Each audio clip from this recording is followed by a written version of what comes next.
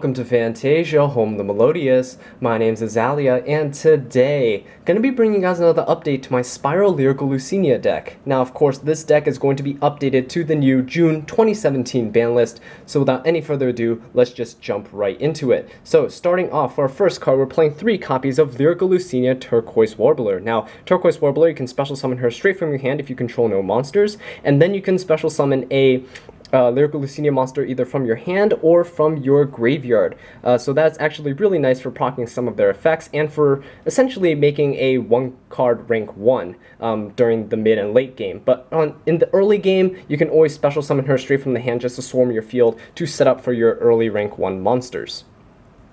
Okay, so the next card that we're playing is 2 copies of Lyrilusc Sapphire Swallow. Now, Sapphire Swallow, amazing card, but she has kind of a restriction to her summoning effect condition. So it says that if you control a Winged Beast type monster, you can special summon this card and 1 level 1 Winged Beast monster from your hand. Now, the problem is getting that first Winged Beast monster onto your side of the field, so that's why I cut her down from 3 to 2, because she was more often than not kind of dead in the hand, and because we don't have the ability to search and swarm the field as easily without things like Restart Starling, she was just kind of mediocre in that department, but she is also really good because of her effect when she's used as an XYZ material for a Wind XYZ monster.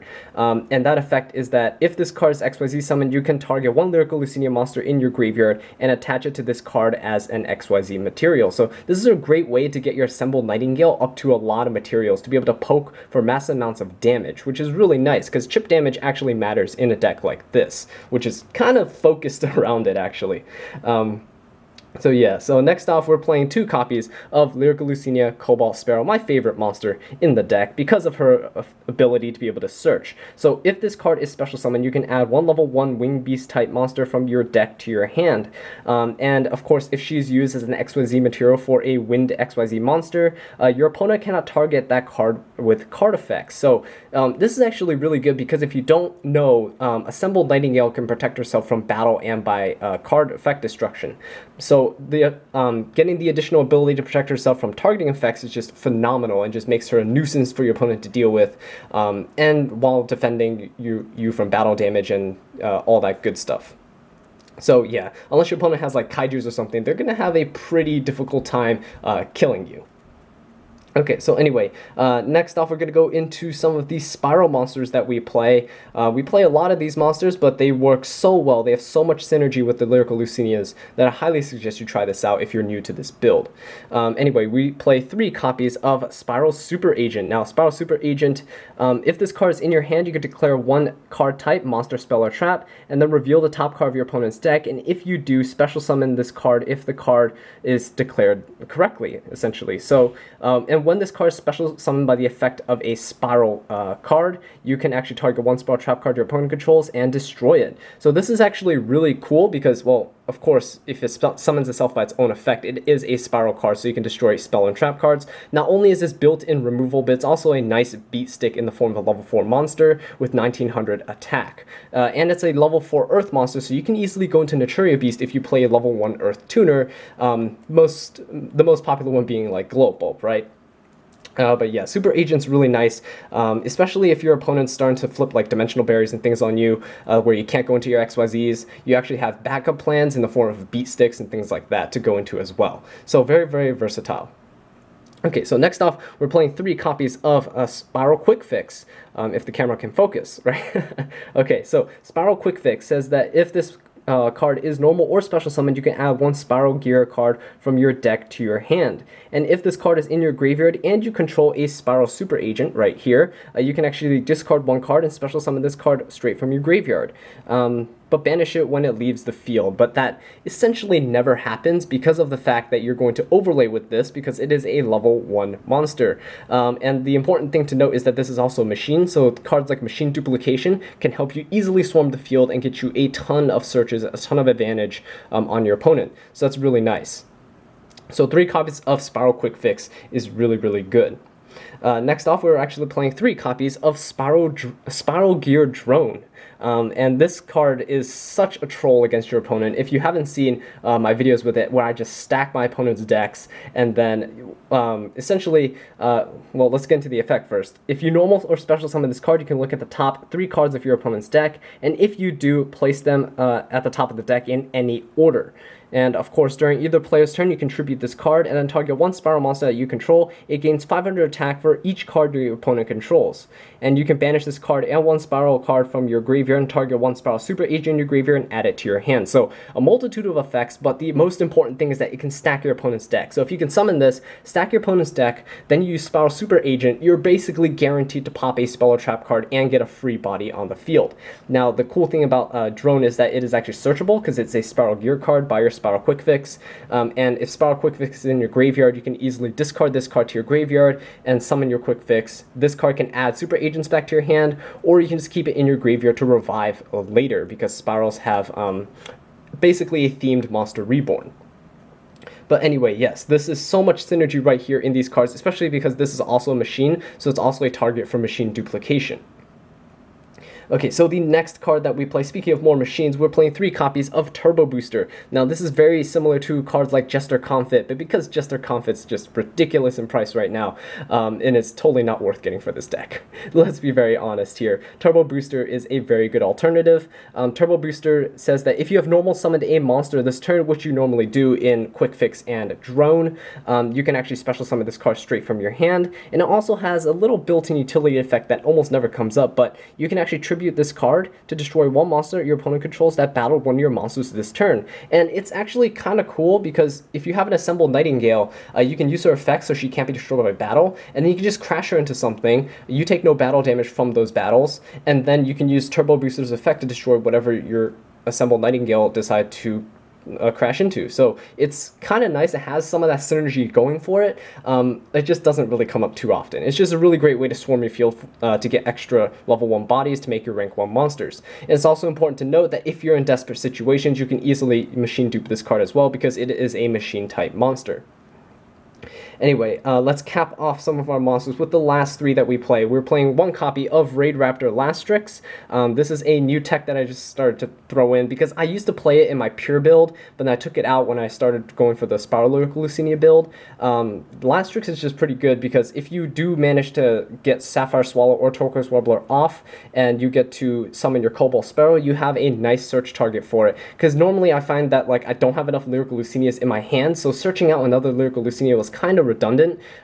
Searching out Sapphire Swallow or something, Turquoise Warbler, when I already had monsters on the field, or if I didn't have Winged Beast type monsters on the field. So this is a good target to search for. You just normal summon it and then get out your Ultimate Falcon and overlay 7 Sins on top of the Ultimate Falcon, give you a free 4,000 attack beat stick that basically just applies so much pressure to your opponent's board, especially because normally we have a bunch of smaller monsters. If you have a large monster that just threatens your opponent, it's also a nice decoy to protect your smaller ones as well.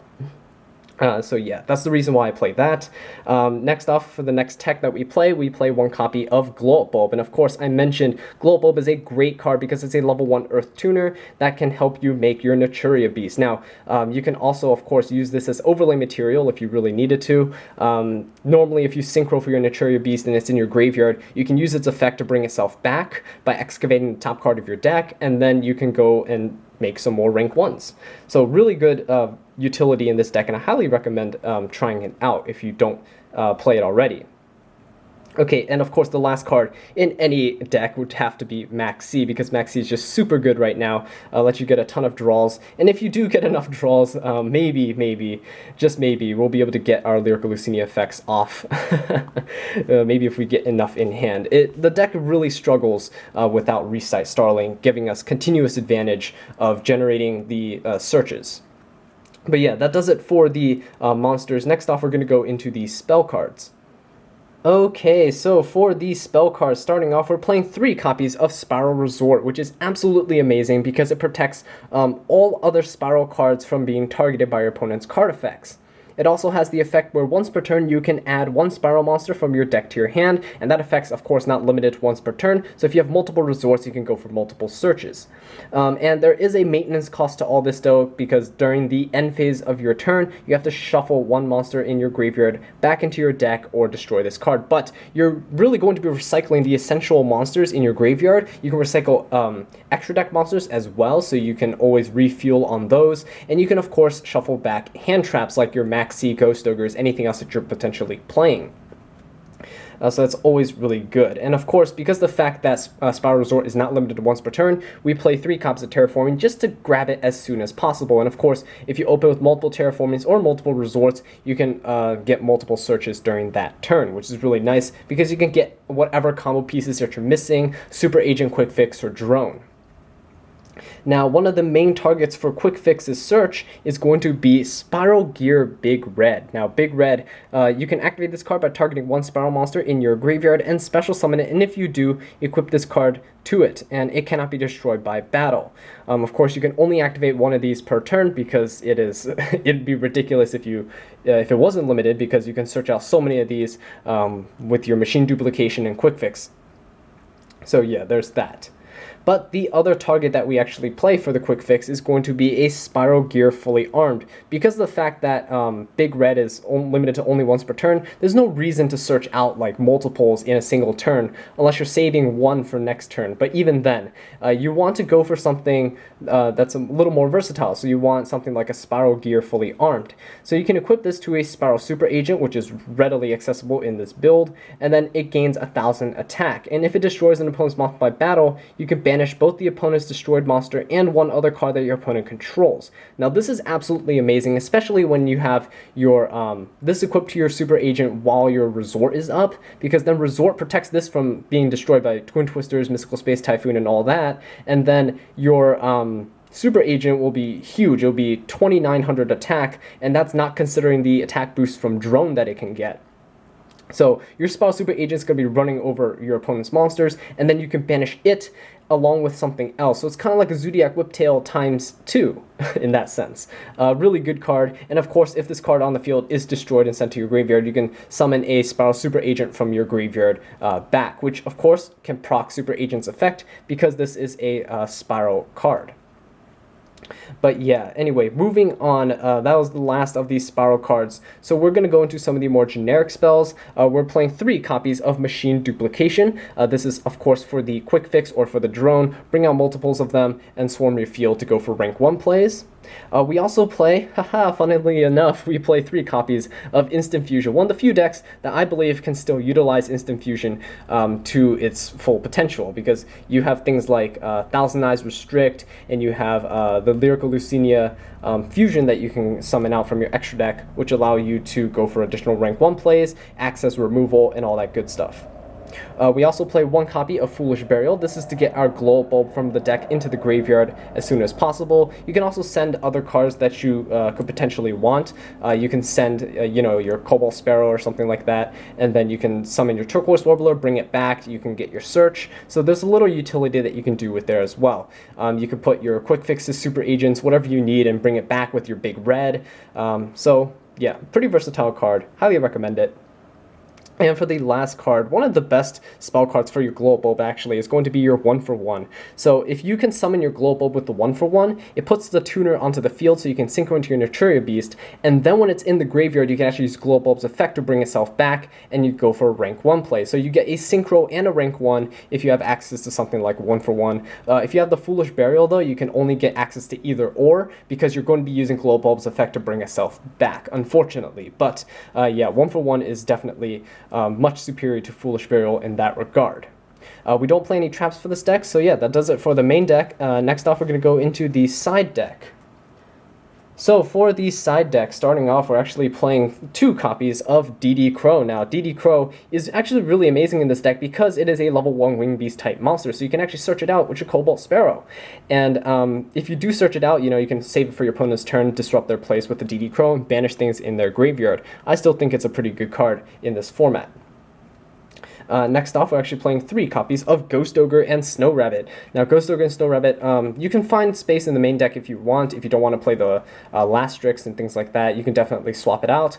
But Ghost Ogre is just such a good hand trap because the fact that so many decks rely on getting that effect off, like Dragonic Diagrams and things like that, where if you destroy it, they're basically out of place. So it's actually a really good card, and of course you can recycle it with things like Resort, so you can put it back into your deck and hopefully draw into it again. And it's pretty easy to draw into the things that you want in this deck because it thins the deck so much. So yeah, having additional hand traps is always going to be good. Next off, we have a few spell cards that we side. We side, of course, 1 copy of Raigeki for the board wipes because Raigeki is Raigeki. And then wiping out monsters, you also need to wipe out spell and trap cards. So we play 2 copies of Twin Twisters. I like Twin Twisters. I just couldn't find space to put it into the main deck. Twin Twisters is really nice though because the fact that you can discard things like Cobalt Sparrows and things and summon it back with your Turquoise Warbler. You can discard additional drones, super agents, and things like that and bring them back with your Big Red. So a lot of good plays you can make with the Twin Twisters. But also because of the fact that we already have Super Agent in the deck, we have built-in spell and trap removal, so Twin Twisters isn't really a huge priority in your main deck. Okay, next off, we're playing some trap cards in the form of 3 copies of Quaking Mirror Force. I like to have this, especially because your opponent will start to see that you're not playing a lot of back row in your main deck, so when they go into games 2 and 3, they're not going to be expecting the things like Quaking Mirror Force and all that stuff. So Quaking Mirror Force is just great because we have a lot of low attack monsters, especially because rank 1 monsters aren't really the best pool of rank monsters in the game. So yeah, Quaking Mirror Force definitely can catch your opponent off guard and basically make them lose their entire field. Okay, so the last card that we play in our side deck is going to be 3 copies of Harpy's Featherstorm. I still love this card, and it's pretty easy to meet the conditions of it. So if you control a Wind Beast type monster on your side of the field, until the end of the turn, negate any monster effects their opponent activates. And this is just so good because you can easily get out something like an Assemble Nightingale, sit on her, and not only are you delaying your opponent from destroying you by taking no battle damage and things like that, but you can also negate all of their effects, basically shuts down their entire turn. This isn't just negating the effect on the field, it negates on the field, hand, graveyard, everything. So really powerful card. Highly recommend you invest in this card. But yeah, anyway, this is it for the side deck. Next off, we're going to go into the extra deck. Alright, so for the extra deck, starting off, we're playing 2 copies of Lyrilusc Assembled Nightingale. Now, Nightingale is so good because the fact that it gains 200 attack for every XYZ material attached to it, and it can attack your opponent directly. And it can also attack the number of times equal to the number of XYZ materials attached to it. So if you had 5 XYZ materials attached to it, it'll be 1,000 attack, and you can attack your opponent directly 5 times for 5,000 damage. It just adds up exponentially. It is absolutely phenomenal. But it does have the effect where you can detach 1 XYZ material from this card, and it protects all of your Lyrilusc monsters from battle and by card effects. And you'll take no battle damage for the rest of that turn. So that's always amazing to have because you can stall out your opponent essentially. Okay, so the next card that we play is going to be number 54, Lionheart. This is in here kind of as like a replacement for Recite Starling because when you attack this your opponent's monster, they take the battle damage instead of you essentially if you detach an XYZ material from it. And this card cannot be destroyed by battle, and you take no battle damage from battles involving this card if you use its effect. So that's really nice. It's really only used as a game finisher, and if your opponent has like a big beefy monster like a Crystal Wing or something on the field that you can't really get rid of, but you can use against them. So yeah, that's always something nice to have. Next off, we're playing 1 copy of Ghost Trick Dullahan. Dullahan allows you to detach 1 XYZ material and have the attack of 1 of your opponent's monsters. So that's really great, especially when they don't realize that it's a quick effect and you can use it during the damage step. So if they attack into you, you can easily have their attack in the damage step. And if they don't have anything to respond to it, then they'll lose their monster in battle. And that's actually, it comes up more often than not because people don't read. But anyway, yeah, moving on, we are playing 2 copies of Sylvan Princess Sprite. I bumped this up from 1 to 2 because I realized that having 1 was just it was okay, but it wasn't enough. And I always, almost always now, want to either go for a Princess Sprite and a Dullahan, or double Princess Sprite and a Dullahan. Then that's actually a pretty common field. You want to be able to use Princess Sprite to dig through your deck. So you can detach one XYZ material from this card and activate the top card of your deck, and if it is a spell or trap card, you can add it to your hand, otherwise send it to the graveyard. Now, the cool thing about this is, you'll be able to draw into your Spyral Resorts, instant fusions, machine duplications, things like that, but it also sets up your graveyard for some nice plays with Spyral Big Red, with your Turquoise Warblers, and things like that. Yeah, one of the most important cards that you actually want to excavate with this is going to be Glow Bulb. If you excavate a Glow Bulb, you are so set, because you can get additional rank 1 plays, you can get additional synchro plays. It's so easy if you get the Glow Bulb into your graveyard with either this, the Foolish Burial, you get the 1-for-1s. You just have multiple ways to try to get that Glow Bulb into your graveyard so you can get that Naturia Beast first turn. Really great if you do, because then you lock out basically half your opponent's deck. But yeah. Anyway, to top off the quote-unquote rank 1 XYZs, we play one copy of Number F0 Utopic Future. If you don't know what this does, this card basically cannot be destroyed by battle, and if it would be destroyed by a card effect, you can detach a material from it, and neither player takes battle damage from battles involving this card, and if it battles an opponent's monster, you can actually steal that monster for that battle phase, so you can attack into your opponent's Crystal Wing or something like that, take it, and then attack into something else with their Crystal Wing. So this is actually really good for bypassing like walls that your opponent builds, or just large monsters, and you use it against your opponent. Okay, so next off, we're going to go into some of the rank 4 monsters. We play one copy of Abyss Dweller. It's actually kind of difficult to bring these out if you don't have like Norden, which is of course banned, but getting 2 super agents out is not too uncommon, so having these as utility is still pretty good. Dweller locks out the graveyard, and we play one copy of Castel. Castel allows us to shuffle things back into your opponent's deck, and then we play one copy of Tornado Dragon, because Spell and Trap Destruction is still so good, and if you have 2 super agents on the field and you don't really feel like you have enough disruption, go into your Tornado Dragon. You can destroy their spell and trap cards, field spells, continuous spell and trap cards, and everything like that. To top off the XYZs, we're actually playing one copy of Raid Raptor Ultimate Falcon for our last Strix target, and then on top of that, you can immediately overlay into the 7 Sins, which is a 4,000 attack beat stick, and it's super good for just basically your opponent. If they can't get rid of it, then they're kind of screwed the next turn, especially if you can make Dullahan have their monsters attacks and then ram into it with a 7 Sins. So yeah, that does it for the XYZs. Next off, we're going to go into the Synchros and Fusions. So, because we only have one synchro in the form of Naturia Beast, which can negate all of our opponent's spell cards, I'm just going to leave that up there. And then for our fusions, we actually play 2 targets. We play Thousand Eyes Restrict, which is nice for removal. You instant fusion this out, grab your opponent's monster and attach to it, then you can make a rank 1 monster. Super good card, and I do love it. And then, of course, the other card that we play is going to be the Lyrilusc Independent Nightingale.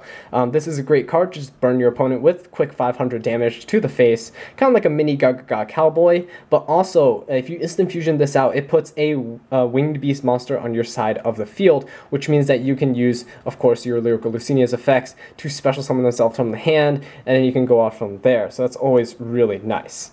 But yeah, that does it for the extra deck, and that actually does it for the deck profile. So thank you all so much for watching this video. I really do appreciate it. If you enjoyed it or found it helpful, please leave a like, subscribe for more Lyrilusc content, and leave a comment down below letting me know what I can do to improve. And until next time, take care.